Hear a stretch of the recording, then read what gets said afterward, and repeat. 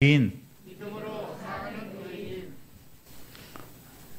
두 주 말씀 나눈 것을 요약해 드립니다. BC 7세기 후반에 당시에 최강자였던 아수르를 누르고 바벨론 제국의 느부갓네살 왕이 승승장구하면서 세계를 정복해 나갈 때에 유다는 온 나라에 악이 가득하고 폐악과 겁탈과 강포와 분쟁이 끊이지 않는 대혼란 상태에 있었습니다.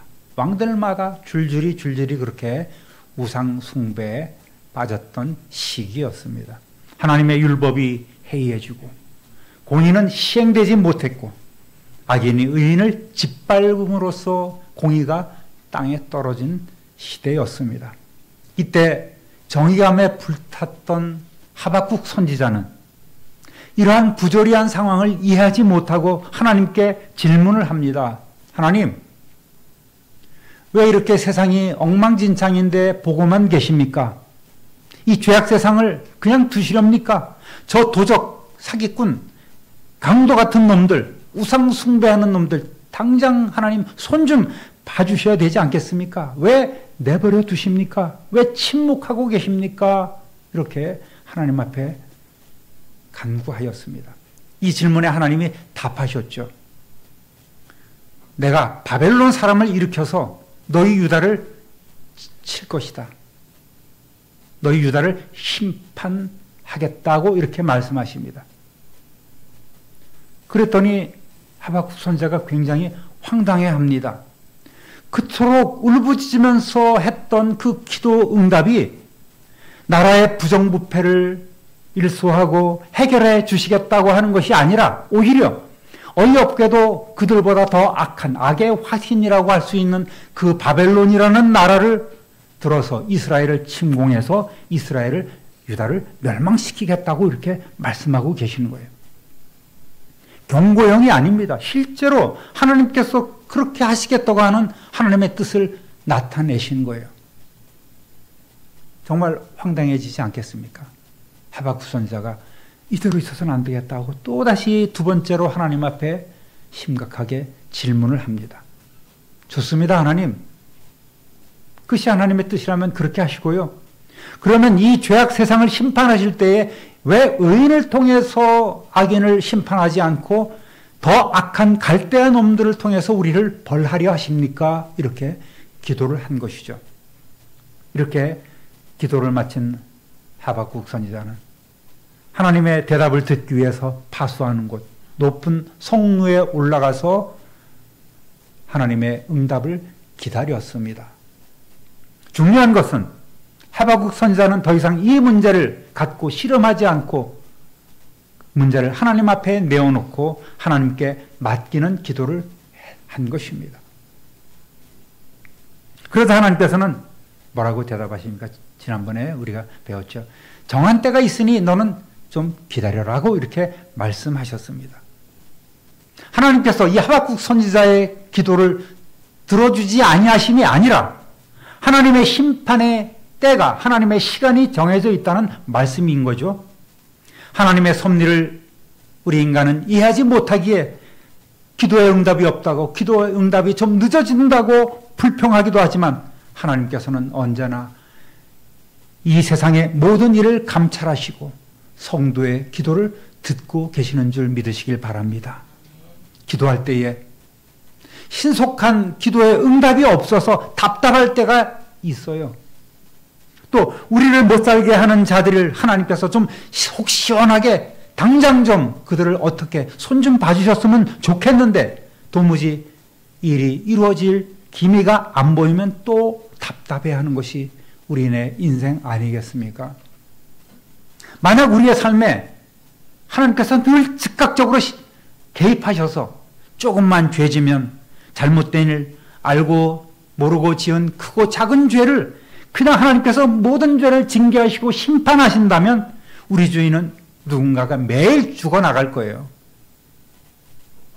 아나니아와 삽비라처럼 그런 교회 내에서도 죽는 일이 비일비재할 것입니다. 저도 하나님 앞에 잘못한 일이 있는데 하나님께서 즉각적으로 저를 치시고 심판하신다면 예배 도중에 여러분이 떠매다가 일구에 실어 보낼지도 모르는 일이죠. 그렇지 않습니까? 왜? 죄의 삭은 사망이라는 거예요. 다 죽을 수밖에 없는 거예요. 죄인은. 죄값을 즉각적으로 치러야 한다면 교회 안에 남아있을 사람이 과연 얼마나 있겠습니까? 주일 성수 못했다고, 충성하지 못했다고, 거짓말했다고, 이런저런 죄를 졌다고 하나님께서 그 자리에서 심판하신다면 여러분, 모든 교회가 문 닫고 아마 이 세상 지구상의 나라는 다 멸망해버리고 말 것 아니겠습니까?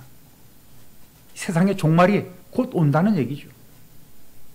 사랑하는 우리 삼빈누리교회 성도 여러분, 하나님께서 오래 참으신다는 것이, 하나님께서 인내하신다는 것이 얼마나 감사한 일입니까?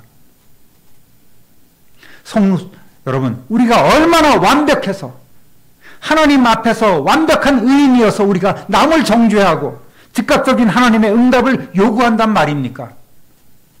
여러분, 겸손해야 될 것 아니겠습니까? 인내하며 기다려야 할 그 시간이 가장 필요한 이유는 하나님께서는 우리가 당신의 절대적인 주권을 인정하면서 우리의 신앙이 좀 더 성장하고 우리의 믿음이 더욱더 성숙해지기를 바라시기 때문입니다. 우리는 고난 가운데 하나님의 응답을 기다리지만 하나님께서는 그 고난을 통해서 우리가 좀 더 성장하시기를 기다리고 계신다는 말입니다. 하나님께 기도를 드린 하박국 선지자가 해야 할 일은 오직 이제는 하나님의 응답을 기다리는 것입니다. 신실한 성도는 하나님의 약속을 신실하게 믿고 기도하며 기다리는 사람입니다. 그러한 성도 되시기를 우리 주님의 이름으로 축원합니다. 하나님께서는 정하신 때에 그의 계획을 성취하시기 때문에 비록 현실적으로는 이해가 되지 않을지라도 하나님의 선하심과 하나님의 전능하심에 대해 결코 의심하지 말아야 합니다. 하나님을 신뢰하며 더 인내하고 하나님의 때를 기다리시기를 다시 한번 우리 주님의 이름으로 부탁드립니다. 따라합니다. 의인은 믿음으로 말미암아 살리라. 4절 다시 한번 읽어보겠습니다. 보라, 그의 마음은 교만하며 그 속에서 정직하지 못하나 의인은 그의 믿음으로 말미암아 살리라. 아멘. 이 말씀은 신약에서 무려 세 군데나 인용을 했지 않습니까? 로마서 1장 17절, 갈라디아서 3장 11절, 히브리서 10장 38절에서 인용했습니다. 여기서 이신층의 믿음으로 구원을 얻는다는, 의롭게 된다는 교리가 나온 것이죠. 굉장히 소중한 말씀입니다. 여기서 말하는 의인은 도덕적인 의미의 의인이 아니라 하나님을 믿는 그 믿음으로 말미암은 의인입니다. 기도 응답의 조건은 우리가 의인이 되는 것입니다. 하박국 선지자가 하나님 앞에 기도했을 때 의인은, 악인은 멸망하지만 의인은 믿음으로 말미암아 구원받게 될 것이다. 이겁니다. 그래, 저 악한 바벨론에도 심판이 행해질 것이다. 그러나 염려하지 마라. 나라는 망해도 그 가운데서도 의인은 믿음으로 구원을 받게 될 것이다. 할렐루야. 이런 의미로 하나님께서 응답하셨습니다. 이제 하박국 선지자의 눈앞에 보이는 것은 죄악이요, 멸망이요, 심판이요, 그리고 바벨론의 느부갓네살 왕의 위협입니다. 말할 수 없는 두려움과 그 소용돌이에 휘말려서 전혀 앞을 분간할 수 없는 그런 상황입니다. 절박합니다. 인간적으로 생각하면 절망뿐입니다. 하나님 앞에 기도했더니 하나님은 유다건 바벨론이건 다 쓸어버리시겠다고 그렇게 무서운 심판만을 말씀하고 계십니다. 그러나 다시 한번 기도하며 기다렸더니 하늘에서 들려오는 음성은 의인은 믿음으로 말미암아 살리라입니다. 보이지 않는 것은 믿음으로 우리는 봐야 합니다. 새로운 믿음의 눈으로 고난 넘어, 절망 넘어 미래를 내다보며 하나님의 일하심을 기대해야 합니다. 하나님의 약속은 언제나 변하지 않고 지체되지 않고 반드시 이루어질 줄로 믿습니다. 여러분, 우리는 누구나 자동차는 엑셀을 쿡 밟으면 앞으로 쫙 나가고 브레이크를 밟으면 설 줄로 믿고 있습니다. 그렇게 살아가고 있죠. 또 두통이 있을 때 아스피린 한 알만 먹으면 두통이 사라질 줄 믿고 그렇게 먹습니다. 그런데 하나님을 향한 믿음은 이 자동차나 아스피린 한 알만 못해서야 되겠습니까? 우리의 믿음이 어디 있습니까? 하나님의 말씀은, 하나님을 향한 그 믿음은 절대적이고 무조건적인 믿음이어야만 합니다. 하나님의 말씀이 전적으로 믿어야 합니다. 말씀에 목숨을 우리는 걸어야 합니다. 믿음으로 사는 자는 하늘 위로를 받게 될 줄로 믿습니다. 할렐루야. 그렇게 우리는 찬송 부르지 않습니까? 믿음으로 사는 자는 하늘 위로 받겠네. 할렐루야. 우리는 믿음으로 사는 거예요. 또 따라하겠습니다. 우리의 죄를 기억하지 못하십니다. 하나님이 전능하신 하나님인데 못하시는 것이 있어요. 그것은 바로 우리의 죄를, 사함받은 우리의 죄를 전혀 기억하지 못하신다는 사실입니다. 구약시대에는 속죄제 짐승을 잡았죠. 대제사장이나 온 회중의 속죄는 수송아지를 잡고 그 피를 가지고 성막으로 들어가서 휘장 앞에 뿌리고 향단불에 발랐습니다. 1년에 한 번 대속죄일에는 지성소, 그 속죄소 법궤까지 나가서 그곳에서 피를 뿌립니다. 족장이나 백성을 위해서는 송아지가 아닌 염소를 잡아서 그 피를 번제단 뿔에 바르고 남은 피는 번제단 밑에 쏟았습니다.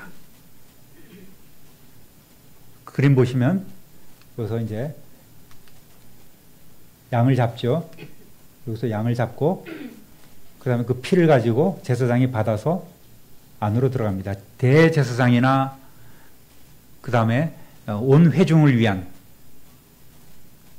제물은 송아지입니다. 수송아지입니다. 좀 큰 거예요.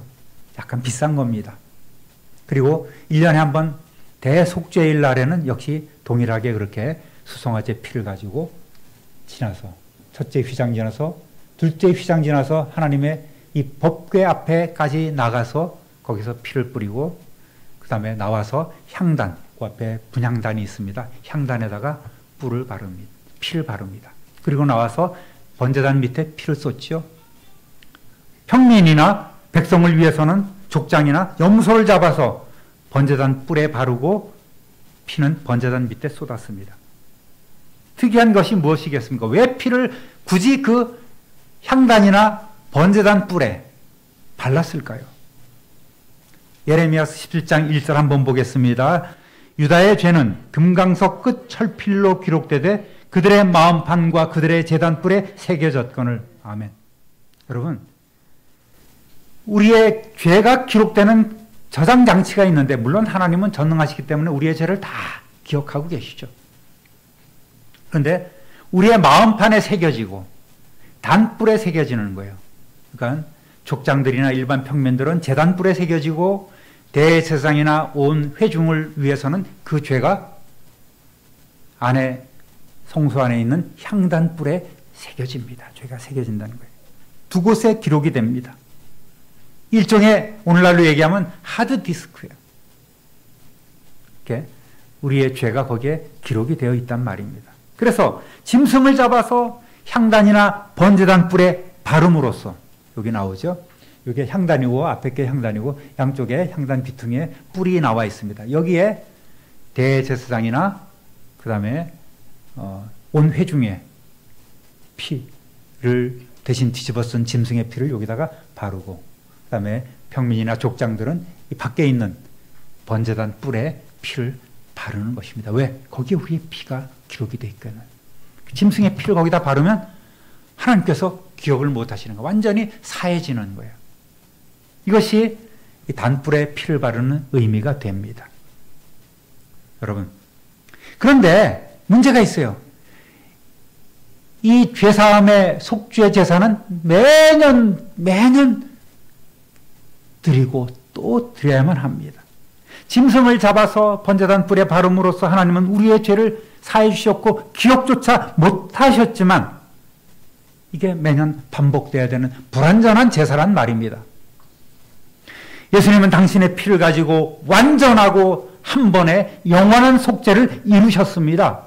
히브리서 9장 11절 12절 읽어보겠습니다. 그리스도께서는 장래 좋은 일에 대제사장으로 오사 손으로 짓지 아니한 것 곧 이 창조에 속하지 아니한 더 크고 온전한 장막으로 말미암아 염소와 송아지의 피로 하지 아니하고 오직 자기의 피로 영원한 속죄를 이루사 단번에 성소에 들어가셨느니라. 아멘. 그래서 하나님은 예수님을 믿고 구원받은 자의 죄를 기억하지 못하시는 거예요. 예수님께서 대제사장이신 예수님께서 당신의 피를 가지고 하나님의 보좌 앞으로 나가셨구나. 휘장이 찢어지고 하나님 앞으로 나가서 하나님 앞에 당신의 피를 보여드렸구나. 히브리서 10장 16절에서 18절까지 읽습니다. 주께서 이르시되 그날 후로는 그들과 맺을 언약이 이것이라 하시고 내 법을 그들의 마음에 두고 그들의 생각에 기록하리라 하신 후에 또 그들의 죄와 그들의 불법을 내가 다시 기억하지 아니하리라 하셨으니 이것들을 사하셨은즉 다시 죄를 위하여 제사 드릴 것이 없느니라. 다시 죄를 위해서 제사 드릴 게 없어요, 이제는. 그래서 우리 모두가 다 왕같은 제사장으로서 아론의 계통의 제사장이 아닌 누구의 제사 계통입니까? 우리는 누구 라인이에요? 멜기세덱의 라인이에요. 멜라인 제사장을 우리는 멜라인 제사장이 되어서 그렇게 예수 그리스도의 피를 가지고 우리는 하나님 보좌 앞에 나갈 수 있는 그런 은혜를 우리가 받고 오늘 누리고 있는 것입니다. 이것이 이 구약 성막 또 속죄 제사의 하나의 비밀이라면 비밀이라고 하겠습니다. 우리는 죄인이었지만 하나님께서 약속해 주신 대로 예수 그리스도를 통해 구원을 받았습니다. 물론 저와 여러분은 예수님처럼 절대적인 의인이 아닙니다. 아직도 여물지 못한 사람이요 실수투성이지만 예수 그리스도의 보혈로 인해 하나님께서 인정해 주시는 상대적인 의인입니다. 할렐루야. 여러분은 의인입니까? 죄인입니까? 의인입니다. 흔들리지 말아야 돼요. 저와 여러분 모두가 의인인 줄로 믿습니다. 만약 너는 죄인이라는 그러한 정죄가 우리를 향해 있다면 그것은 사탄의 말입니다. 속지 마십시오. 물리치시기 바랍니다. 우리 모두가 믿음으로 의인이 된 줄로 믿습니다. 할렐루야. 찬송가 255장 너희 죄 사해 주사 기억 아니하시네. 이거 한번 부르겠습니다. 너희 죄 사해 주사 기억 아니하시네. 너희 죄 사해 주사 기억 아니하시네. 불쌍한 사람들아 오라 하시네. 너희 죄 사해 주사 너희 죄 사해 주사 기억 아니하시네. 기억 아니하시네. 할렐루야. 옆 사람하고 인사할까요? 의인을 만나서 참 영광입니다. 네, 당신은 의인입니다. 왜? 예수님의 그 피로 하나님 앞에 우리의 모든 죄가 다 가려졌기 때문에 하나님은 기억조차 못하시는 거예요. 기억 안 하시는 것이 아니라 기억을 못하시는 것입니다. 따라합니다. 믿음은 충성으로 증명됩니다. 여러분, 믿음으로 산다는 것은 그냥 믿는 것 그 이상의 의미를 갖고 있습니다. 그것은 하나님을 믿는 믿음을 우리의 삶의 기반으로 삼는 거예요. 여러분께 묻겠습니다. 심각하게 질문을 드리겠습니다. 오른손을 높이 들어주십시오. 오른손 들어보세요.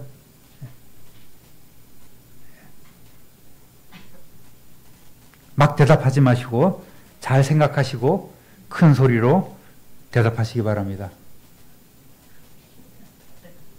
장로님도 한번 손 들어주십시오. 여러분, 하나님께서 전능하심을 믿습니까? 크게 아멘 하십시오. 여러분은 구원받은 하나님의 자녀임을 믿으십니까? 그러면 의인이십니까? 그러면 장차 하나님께서 세상을 심판하실 줄 믿습니까? 좀 더 크게 하십시오. 성경이 하나님의 말씀인 줄 믿습니까? 그러면 하나님의 말씀대로 살고 계십니까? 웃음으로 이렇게 얼버무리고 그러면 안 돼요. 다시 한번 묻습니다. 하나님의 말씀대로 살고 계십니까? 아니요. 그런 분도 계시죠. 자신 없는 대답이 있습니다. 내리세요. 대답이 흐릿하고 시원치 않다면 여러분의 믿음은 가짜일 수 있어요. 여러분의 직분은 껍데기입니다.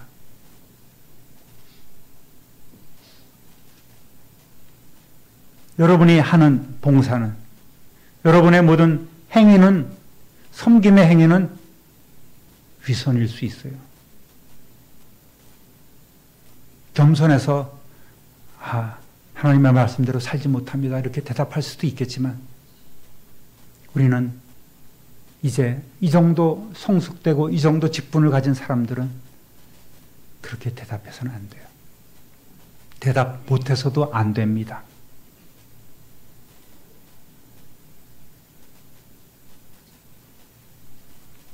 잊고 또 잊어버리고 곧잘 잊어버리는 치매 걸린 환자처럼 살지 마시기 바랍니다. 변화해야 돼요.